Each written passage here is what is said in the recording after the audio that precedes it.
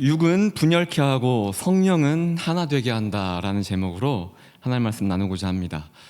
사도 바울이 굉장히 똑똑한 사람이었다는 거 다들 알고 계시죠? 굉장히 똑똑한 사람이었습니다. 사도 바울. 구원이 무엇인가라는 것에 대해서 정말 완벽한 논리, 정말 완벽에 가까운 사람의 논리와 그러한 여러 가지 교리로 이렇게 기록을 해놓은 말씀이 바로 로마서입니다. 근데 그 로마서 중에서도 복음의 노른자, 복음의 정수라고 불려진 말씀이 바로 로마서 오늘 읽은 8장의 말씀이에요. 대개 이 말씀 8장을 가지고 설교를 할 때는 키워드가 뭐냐? 보통 구원 또는 이제 복음에 대한 교리, 하나님과 우리에 대해서 끊을 수 없는 확신의 사랑, 이걸 가지고 주제를 많이 다루는데 저는 오늘 제목처럼 분열과 하나됨에 대해서 좀 관점을 가지고 새로운 시각에서 좀 말씀을 증거하고자 합니다. 1절에서 4절까지의 말씀에 주목해야 될 단어는 정죄입니다. 정죄가 무엇입니까? 죄인으로 단정짓는 거예요. 너는 죄인이다 라고 공시적으로 선언하는 것이 정죄라는 겁니다. 우리 모두는요, 저와 여러분은 하나님께 너는 죄인이야 라는 공시적인 선언을 받은 자들이에요. 죄인이 되었다라는 것이 무슨 뜻이죠? 하나님과 분열되었다, 분리되었다, 또는 원수가 되었다라는 뜻이죠. 자, 그렇다면요, 분열, 분리, 원수가 되었으면 반대로 회복하는 방법도 있겠죠. 죄인에서 의인으로 되돌아갈 방법이 있지 않겠습니까? 그래서 많은 사람들이 역사적으로요, 하나님이 세우신 율법을 붙들고 순종하려 무진장 애를 써왔습니다. 그 외 선한 공적들을 많이 쌓고 살아왔다는 것이죠. 그러나 하나님과의 관계가 여전히 회복되지 못했음을 우리는 성경을 통해 우리는 알고 있다는 거죠. 여전히 하나님 앞에서 우리는 죄인이에요. 이 정죄라는 딱지를 떼지 못했다는 거죠. 결과적으로 인간은 무슨 노력을 해도 하나님께 부여받은 이 정죄라는 딱지를 뗄 수 없다는 사실이에요. 자, 그러나 하나님은 하실 수 있다고 합니다. 누가복음 18장 26절에 보면 제자들이 이렇게 말을 합니다. 듣는 자들이 이르되 그런즉 주님, 누가 구원을 얻을 수 있나이까? 누가 정죄함에서 벗어날 수 있습니까? 이에 예수님이 이렇게 답변합니다. 무릇 사람이 할 수 없는 그것을 하나님은 능히 하실 수 있느니라. 아멘. 공시적으로 선언된 죄인의 신분, 이 정죄의 권력에서 끄집어낼 수 있는 분은 유일하신 하나님 한 분밖에 없다는 말씀이에요. 그렇다면 이 문제를 해결하신 하나님의 방법이 무엇이었죠? 본문에도 나와 있듯이 예수님으로 인해 우리는 정죄에서 해방되었음을, 죄에서 자유하게 되었음을, 하나님의 자녀가 된 것을 알 수 있다는 거죠. 자, 그런데 여기서 우리가 좀 더 깊게 살펴봐야 할 말씀이 있습니다. 3절입니다. 성경책 보세요. 3절만 다 같이 읽겠습니다. 시작. 율법이 육신으로 말미암아 연약하여 할 수 없는 그것을 하나님은 하시나니 곧 죄로 말미암아 자기 아들을 죄 있는 육신의 모양으로 보내어 육신의 죄를 정하사. 자, 여기서요 3번이나 반복되는 중요한 단어가 있습니다. 그것은 바로 육신입니다. 육신. 예수님은 본래 영적인 존재입니다. 영적인 존재. 요한복음 4장 24절 말씀이죠. 하나님은 육이시니 하나님은 영이시니. 모든 만물을 말씀으로 창조하신 성자 하나님, 성삼위 일체 중에 제2의 하나님, 바로 성자 하나님, 그분이 바로 예수님이라는 겁니다. 영이신 그 예수님께서 죄 있는 육신의 모양으로 이 땅에 보내심을 받았다는 거예요.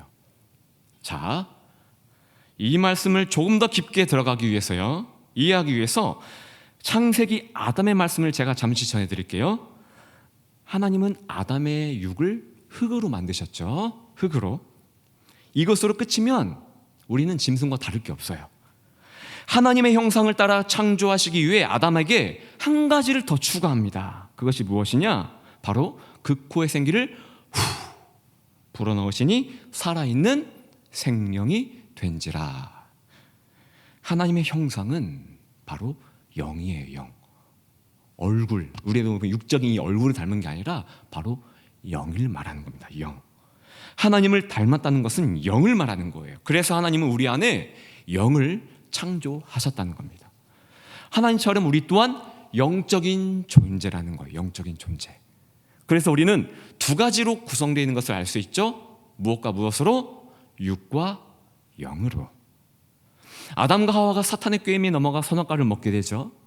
먹는 순간 하나님께 정죄를 받게 됩니다. 하나님과 분열이 일어나는 최초의 사건이 이때예요. 죽음이라는 사형 선고를 받게 되는 최초의 사건이 이때예요. 여기서 말하는 정죄, 분열, 죽음, 사형 선고, 이것은요 우리의 육신을 가리켜 말하는 것이 아니에요. 우리의 본체, 즉 우리의 영을 가리키는 말씀이에요. 서두에서 말씀드렸듯이 하나님께 정죄를 받은 이상 인간의 어떠한 노력으로도 회복이 불가하다고 말씀드렸습니다. 한 번 죽어버린 이 우리의 영은요, 본체, 우리의 본질, 이 영은 이미 끝이 난 거예요. 그래서 아담부터 시작하여 그의 수많은 후손들이 어떤 인생을 살아가게 되죠? 영적인 기능이 죽어버리니까, 파괴돼 버리니까 자연스럽게 육신을 쫓아서 살게 된다는 겁니다. 이해 가시죠? 짐승은요, 동물은요, 육으로만 창조됐습니다. 육체의 본능대로 사는 것이 동물입니다. 영적인 기능을 상실해 버린 우리 역시, 인간 역시 육체의 본능대로 살기 시작했다는 거예요. 성경을 보세요. 하나님을 불신하고 대적하는 것은 물론이고 차마 입에 담기도 힘든 더러운 죄악들이 얼마나 많이 기록되어 있습니까? 성경에. 그렇죠? 비단 그게 과거뿐입니까? 지금 보십시오. 세계적인 뉴스 기사를 보세요. 도저히요 납득할 수 없는 죄들이 얼마나 많이 실립니까? 이것이 바로 영의 기능을 상실해버린 육체의 기능만을 따라 사는 자들의 인생이란 겁니다. 우리의 본체는 영입니다. 우리의 영이 살아있을 때 비로소 하나님의 형상을 닮았다고 말하는 거예요. 영이 살아있을 때만이 하나님과 소통할 수 있고 그분의 말씀을 듣고 순종할 수 있다는 사실입니다. 그런데 선악과를 먹음으로 우리는 하나님께 사형 선고를 받게 된과 동시에 영의 기능을 상실하게 되었다는 겁니다. 사형 선고, 정죄함을 받게 된 것이 무엇을 가리켜 말하는 거라고요? 우리의 본질, 본체인 영을 말하는 거예요. 그래서 로마서에서 말하는 이 율법은요, 영은 죽고 육신만 남게 된 우리를 향해 강력하게 정죄한다는 거예요. 사탄은요, 마귀는요, 영은 죽고 껍데기 육신만 남게 된 우리를 당당히 정죄할 수 있고 하나님 앞에서 당당히 이렇게 외칠 수 있다는 거예요. 하나님, 당신의 형상을 잃어버린, 영이 죽어버린 김완성은 내 소유입니다. 내 것입니다. 그러니 내가 있는 지역으로 오는 것은 마땅한 거 아닙니까? 그래서 우리 예수님이 하늘 보좌를 포기하시고 이 땅에 오신 겁니다. 어떤 모습으로요? 우리와 같은 죄인된 모습, 육신의 모습으로요. 육신대로 살면서 쌓아온 우리의 모든 이 죄들을요, 예수님께서, 영이신 예수님께서 죄인된 육신의 몸을 입으시고 그 육신의 모습으로 모두 다 우리의 죄들을 다 끌어안고요, 우리 대신 하나님께 대신 사형 선고를 받았다는 거예요. 그 죄된 육신에 채찍질로 처참하게 살이 다 찢겨져 나가고 죄된 육신의 손과 발에 대못이 박히게 된 것이고 그 죄된 육신이 십자가에 처참하게 매달려 결국 하나님께 버림받고 죽게 되었다는 거예요. 우리는 이 사건이 우리의 영, 우리의 본질, 우리의 본체, 하나님의 형상인 영을 살리기 위해 예수님이 희생하셨다는 것을 믿는 자들입니다. 예수님으로 인해 우리는 하나님의 형상을 회복하였고 더 이상 육신대로가 아닌 예수의 영, 바로 성령을 따라 사는 자들이 되었다는 사실이에요. 아멘. 태초에 아담과 하와가 선악과를 먹기 전, 타락하기 전의 모습으로 회복되었다는 사실입니다. 자, 그런데 보세요. 우리는 태어날 때부터 죄인의 모습으로 태어났습니다. 그렇죠? 죄인의 모습으로 태어났죠. 죄는 유전이니까요. 영의 기능을 상실한 채로 응애 태어나서 자연스럽게 성장해 왔어요. 예수를 믿고 영이 회복되었지만, 영이 살아났지만 영보다는 육신대로 사는 법에 익숙해져 있어가지고 여전히 우리는 성령이 아닌 육신을 따라 살 때가 많았다는 것이죠. 그래서 사도 바울이 5절부터 이렇게 기록하고 있지 않습니까? 오늘 본문, 육신을 따르는 자는 육신의 일을, 영을 따르는 자는 영의 일을 생각하나니 육신의 생각은 사망이요 영의 생각은 생명과 평안이니라. 육신의 생각은 하나님과 원수가 되나니 이는 하나님의 법에 굴복하지 아니할 뿐 아니라 할 수도 없습니다. 육신에 있는 자들은 하나님을 기쁘시게 할 수 없느니라. 나뉘고 있죠. 예를 들어볼게요. 고린도 교회 성도들을 예를 들어보겠습니다. 우리처럼 예수님을 믿는 자들이에요. 예수 믿고 영이 회복된 자들입니다. 그러나요, 이들은 영이 아닌 육에 치우친 익숙한 자들이었어요. 그래서 이들이 맺은 열매는 사망이었습니다. 하나님과 원수 맺는 결과를 맺었다는 것이죠. 그 증거가 고린도전서 1장 10절에서 13절에 기록되어 있습니다. 바울이 이들에게 이렇게 말합니다. 모두가 같은 말을 하고 너희 가운데 분쟁이 없이 같은 마음과 같은 뜻으로 온전히 합하라고 하지 않았느냐? 그런데 너희에 대한 안 좋은 소식이 들리는구나, 내 귀에. 너희에게 분쟁이 있는 이유가 누구는 바울파요, 누구는 아볼로파요, 누구는 베드로파요, 누구는 그리스도파요 하면서 분열과 분쟁을 일삼는다고 하는구나. 예수께서 어찌 이렇게 나뉘었느냐? 나 바울이 너희를 위하여 십자가에 못 박혔으며 나 바울의 이름으로 너희가 세례를 받고 구원을 얻었느냐? 우리는 이 말씀을 통해 육이 하는 일을 알 수 있습니다. 육에 속한 자들의 열매가 무엇인지를 이 말씀을 통해 우리는 정확하게 알 수 있다는 거예요. 그것이 무엇이죠? 바로 분열과 분쟁이에요. 나누는 거예요. 이것이 육이 낳은 사망이요 하나님과 원수 맺는 열매라는 거죠. 오늘 말씀의 제목이죠. 따라해 볼까요? 육은 분열케 하고 성령은 하나 되게 합니다. 최근 담임 목사님께서 교회를 무엇으로 비유하셨죠? 에코시스템 기억하시죠? 생태계. 한 종류의 사슴만 있으면 그 대자연의 생명력은 파괴된다는 것이죠. 그러나 성질이 완전 다른 그런 늑대와 함께 공존하게 되니 그 대자연의 생명력이 어떻게 되었죠? 다시 회복하고 살아났다는 겁니다. 순기능을 한다는 거예요.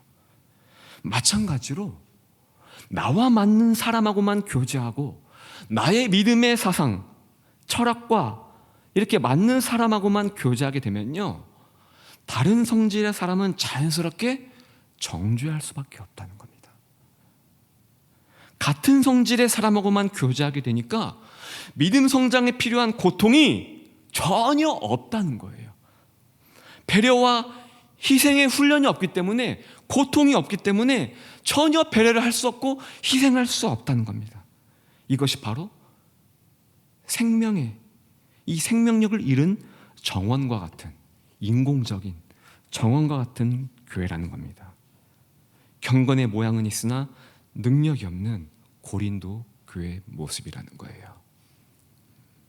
나눠짐, 분열됨은요, 육의 속성이기 때문에 이렇게 나눠질 때, 분열될 때 우리의 육은 점점 강성해집니다.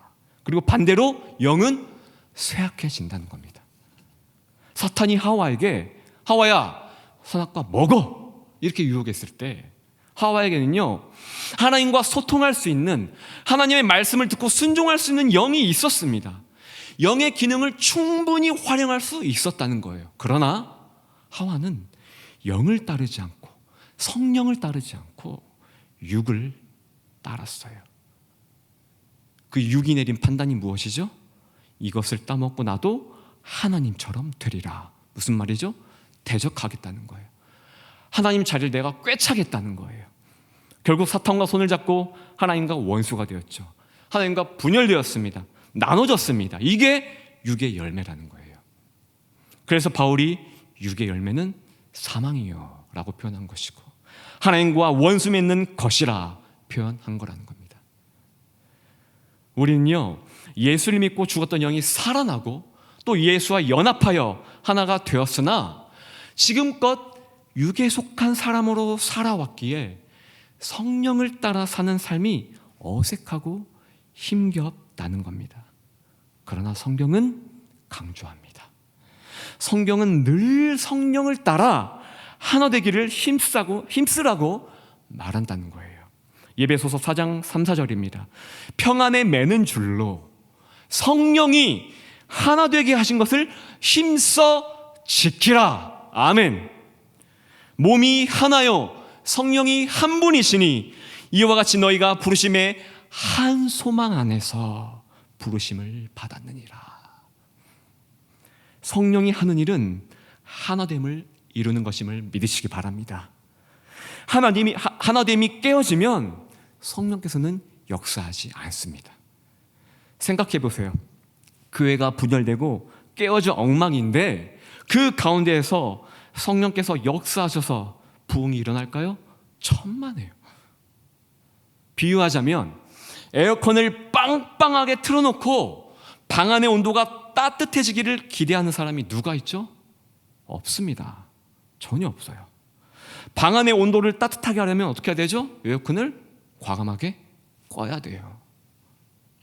마찬가지로 육이 활성화되어 분열과 분쟁만을 일삼으면서 내가 속한 팀이, 내가 속한 진이, 내가 속한 교회가 부흥케 되길 기대한다는 것은 어리석다는 겁니다. 내가 속한 가정이, 직장이, 교회가 부흥케 되기를 원하십니까? 그러면 성령을 따라 하나 되기를 힘쓰십시오. 여기서 힘쓰라는 말은 희생을 말하는 거예요. 피 흘림을 말하는 겁니다. 내 자신을 낮추는 것이며 없애는 거예요.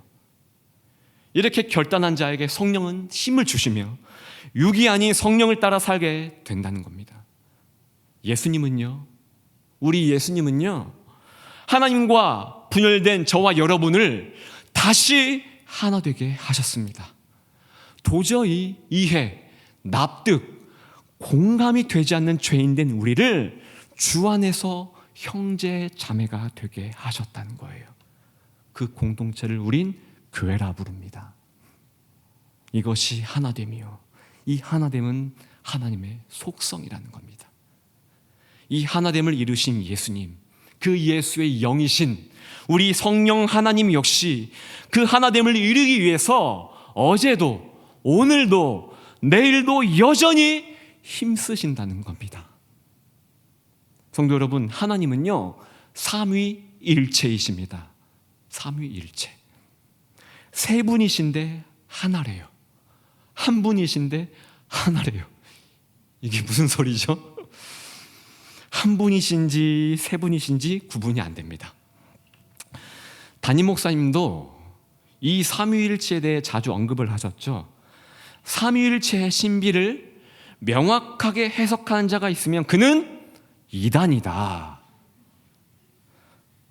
제가 여기서 명확하게 설명하면요, 저 옷 벗어야 됩니다. 예, 저 이단이에요. 삼위일체의 신비는요, 인간의 이성과 논리, 세상의 그 어떠한 지식과 과학으로도 결코 풀 수 없어요. 그렇습니다. 하나님의 연합, 하나님의 하나됨, 이 삼위일체는 인간으로서는 절대 이해할 수 없고 납득할 수 없고 공감할 수 없는 영역이라는 거예요. 그러나 우리가 한 가지 확실히 알 수 있는 게 있는데, 그게 뭐냐? 이 삼위일체의 신비가 있으므로 우리를 향한 구원의 계획이 이루어졌고, 우리가 노력해도 그토록 얻지 못한 이 구원을 삼위일체 하나님을 통해 얻게 되었다는 사실이에요. 이 하나님의 하나됨, 이 삼위일체를 통해 우리와 하나님이 다시 하나됨의 은혜를 누리게 되었다는 사실입니다.